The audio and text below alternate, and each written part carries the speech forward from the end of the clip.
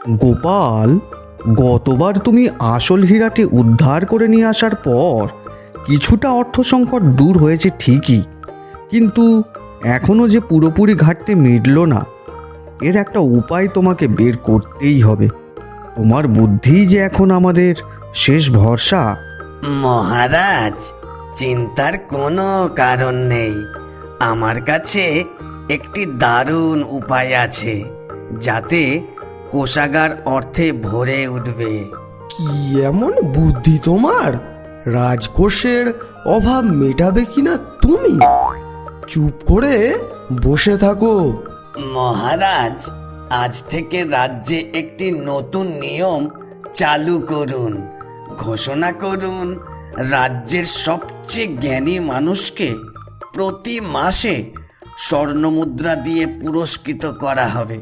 তবে পুরস্কার নিতে হলে সেই জ্ঞানীকে তার পায়ের জুতোর মাপ সহ একজোড়া নতুন জুতো আমাদের কোষাগারে জমা দিতে হবে।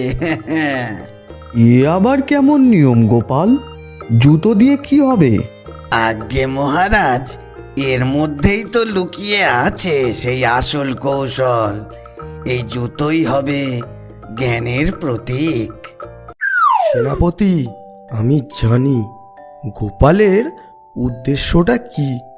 গোপাল চায় সবাই যেন তাকেই সেরা জ্ঞানী ভাবে, কিন্তু আমি ওকে সেই সুযোগ দেব না।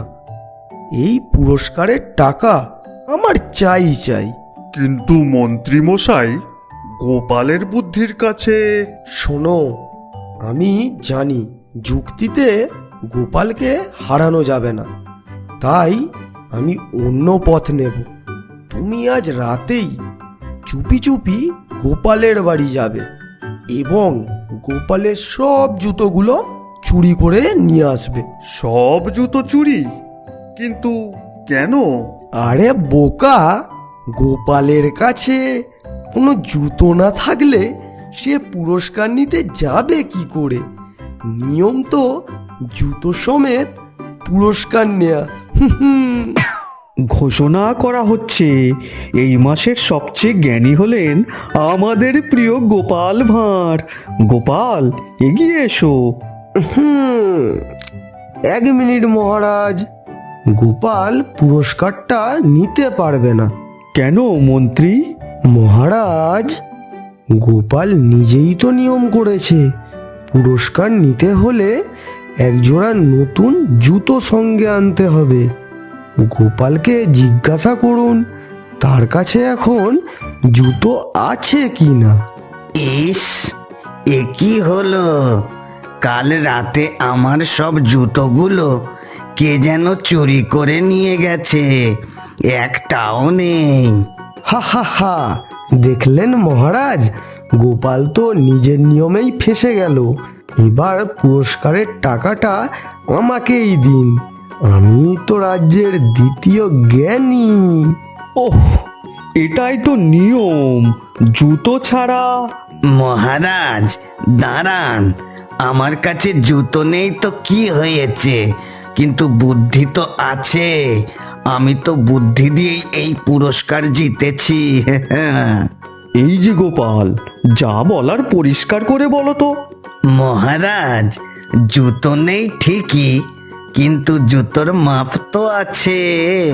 তাতে কি হবে, জুতো কোথায়? মহারাজ, আমি তো আগেই বুঝেছিলাম এত বড় পুরস্কারের লোভে কেউ না কেউ চালাকি নিশ্চয়ই করবে। তাই তো আমি জুতো তৈরি না করিয়ে শুধু আমার পায়ের সঠিক মাপটি কাগজে লিখে রেখেছিলাম। আর আমার সেই ধারণা যে সত্যি, তার প্রমাণ তো আপনি নিজেই। মন্ত্রী মশাই, আপনি এত আগ্রহ নিয়ে পুরস্কারের নিয়ম ভাঙার চেষ্টা করছেন, কিন্তু আমার কাছে আপনার জন্য একটা প্রশ্ন আছে। আপনি যদি এতই জ্ঞানী হন, তবে বলুন তো, আমার জুতোর মাপ কত? মানে মানে ওই কি মন্ত্রী, বলতে পারছো না কেন গোপালের জুতোর মাপটা কত? আমি আমি সত্যি জানি না মহারাজ।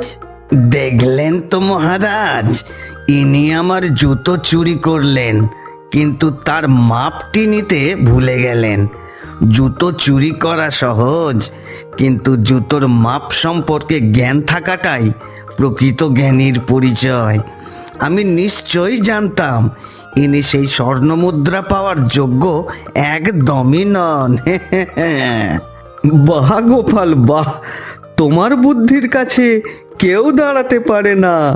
শুধু জুতো চুরি করে কেউ কি আর জ্ঞানী হতে পারে? তোমার চুরি যাওয়া জুতোগুলো খুঁজে বের করার ভার মন্ত্রীর ওপরে দিলাম, আর তুমি তোমার জুতোর মাপের কাগজ জমা দিয়ে পুরস্কারের স্বর্ণমুদ্রা গ্রহণ করো। আর গোপাল, এবার তো সবাইকে বলো এই জুতোর নিয়ম চালু করার পিছনে তোমার আসল উদ্দেশ্য কি ছিল? রাজকোষের সমস্যার সাথে এটা কিভাবে জড়িত? মহারাজ, এটাই তো আসল কৌশল। রাজ্যে ঘোষণা করা হয়েছে জ্ঞানী ব্যক্তি জুতো দান করবেন আর স্বর্ণমুদ্রা পুরস্কার হিসেবে নেবেন। অন্যান্য ধনী জ্ঞানী ব্যক্তিরা পুরস্কারের লোভে জুতো তৈরি করে আমাদের রাজকোষে জমা দেবেন। সেই নতুন জুতোগুলি আমরা রাজ্যের গরিব সৈন্য এবং অভাবী প্রজাদের মধ্যে বিতরণ করব। আর এই স্বর্ণমুদ্রা, এই টাকা আমার প্রাপ্য হলেও আমি এখনই এটি রাজকোষে দান করে দিলাম। এ কি, তুমি কেন দান করবে?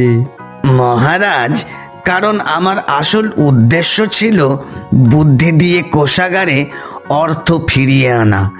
আমি শুধু মাপ জমা দিয়ে প্রমাণ করলাম বুদ্ধি শ্রেষ্ঠ সম্পদ। আর আমি যখন এই টাকা দান করছি, তখন একদিকে গরিবরা জুতো পেল আর অন্যদিকে রাজকোষের অর্থও বাঁচল। মহারাজ, মন্ত্রীমশাইয়ের কাছে আমার একটি অনুরোধ আছে। আমার জুতোগুলো ফেরত না আসা পর্যন্ত মন্ত্রীমশাই যেন খালি পায়ে প্রতিদিন রাজসভায় আসেন। তাতে তার মনে থাকবে জ্ঞানের মাপ শুধু জুতো দিয়ে হয় না, তা বুদ্ধি দিয়েও হতে পারে। এই যে সেনাপতি, মন্ত্রীর পা থেকে জুতো জোড়া খুলে নাও দেখি। মহারাজ, এ কি শাস্তি! এটা তো তোমারই কর্মের ফল মন্ত্রী।